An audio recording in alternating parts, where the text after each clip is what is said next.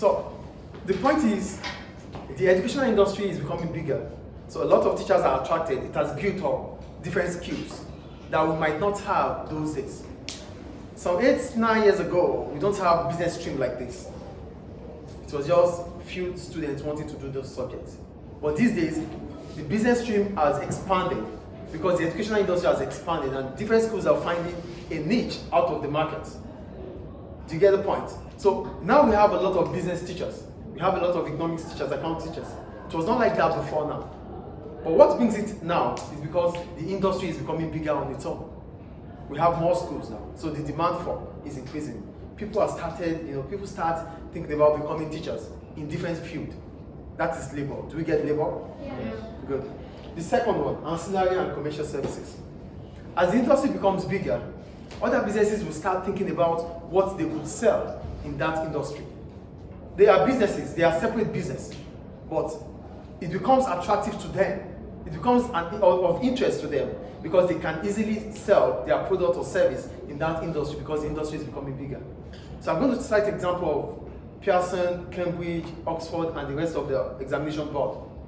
Some 10 years back, I'm still going to use the educational industry because you are aware of that. Some 10 years ago, we don't have Pearson like this. We don't have, maybe there was Cambridge, but we don't have different examination boards. We have SAT, we have a lot of examination boards now. Why do we have these examination boards? We have them because the industry has become bigger. So it gives students different choices to make. So those examination boards know that they could easily sell their products, which is service, to different kinds of students, which depends on the choice the student wants to make. Do you understand ancillary and commercial service here? The industry is becoming bigger, so it gives the ample opportunity to other businesses to sell their product or service in that industry. Do we understand? So, do we understand, please? Yes. So it also allows schools to be able to choose what examination board they want to follow. We could choose SAT, we could choose Pearson, we could choose Cambridge, we could choose Oxford. So whatever we want, we can choose because we have opportunities to choose based on the fact that the industry has become bigger. Do we get it? Yeah. That's the second one. Then the third one, cooperation. Cooperation is about agreement. Because the industry is becoming bigger, we need to do more of research and development. The cost of research and development is high.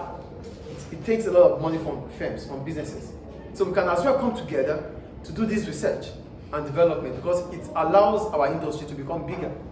So instead of my own school to do the research and development alone, other schools will join up, then we share the cost together. Do you understand cooperation here? Whatever happens, it's for the improvement of the industry. And the industry stop that already, please. And the industry, you are part of it. Because you are part of the industry, every other person that is part of the industry, it increases the opportunity to know more. So research and, what's that, please? Listen, in the second point, which is the ancillary and commercial service, I just have a question. Before I go to the question, please let me address something. Those noise distracts me, please. I don't like it. Continue, please. Why would the big business allow the smaller businesses to sell their service? No, it's not a big business. The industry is becoming bigger. Yeah. Other businesses could find attraction to sell in that industry. I made the example. Yeah. Are you really following up? Yes. I made the example of Oxford, Cambridge, Pearson. These are different bodies. These are different businesses. Okay, but why would the industry allow those businesses? Hey, please don't speak in Arabic here. What I'm saying is this. The educational industry is separate. We have different schools, yes or no? Yeah. Good. Cambridge is an examination body. It is part of the educational system, but it does examination for certification. Yes or no? So Cambridge is in Libya because there are schools in Libya that it could sell its examination for. That is the point. So it's not this big, it's not about the firm becoming bigger. It's about the industry that is becoming bigger, that attracts other businesses to know that they can sell their product or service in that industry. So if I'm not using the educational system, now let's talk about markets. If a new market is set up around Siraj, if a very big market is set up around Siraj, banks will come around. If new businesses are set up here, banks will come around because they could easily sell their service to those customers here.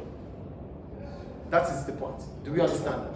Great. So for cooperation is about putting hands together for research and development. So instead of a firm to do the research and development, we're all doing it together because it's to improve the industry.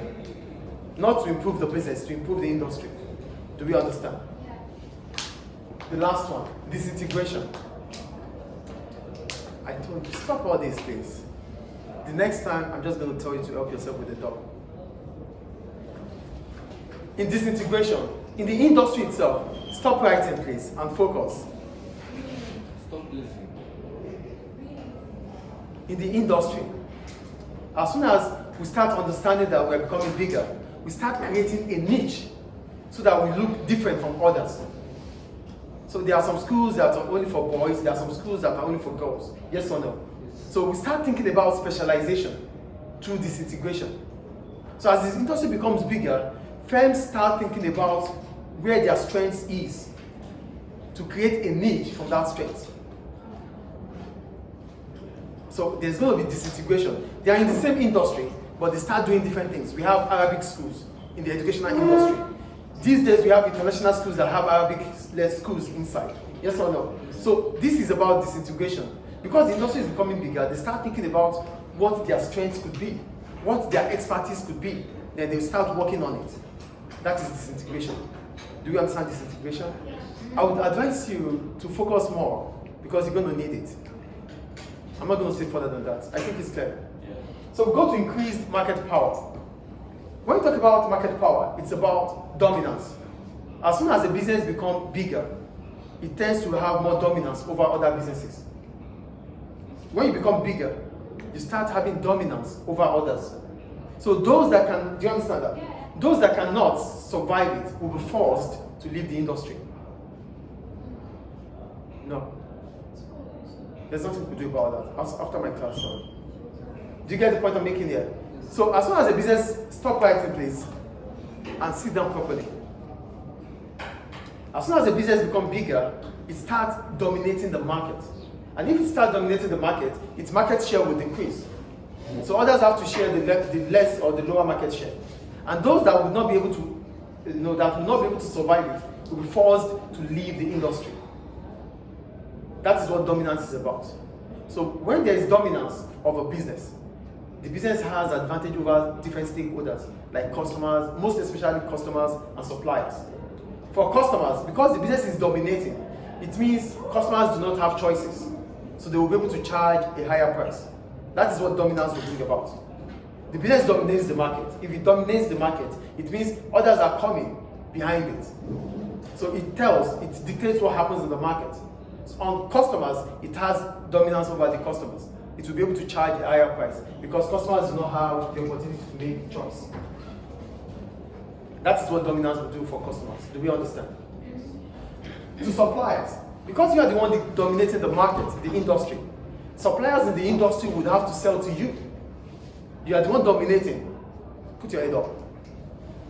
Suppliers in the industry would have to sell to you because you are the only one dominating. So it means you can negotiate for a favorable reduction in cost of raw materials. You are dominating the market. When you dominate the market, all suppliers have to sell to you because you are the only one they could sell to. Others cannot buy the quantity you are buying. Are you getting it? Yes. Others cannot buy the quantities you buy.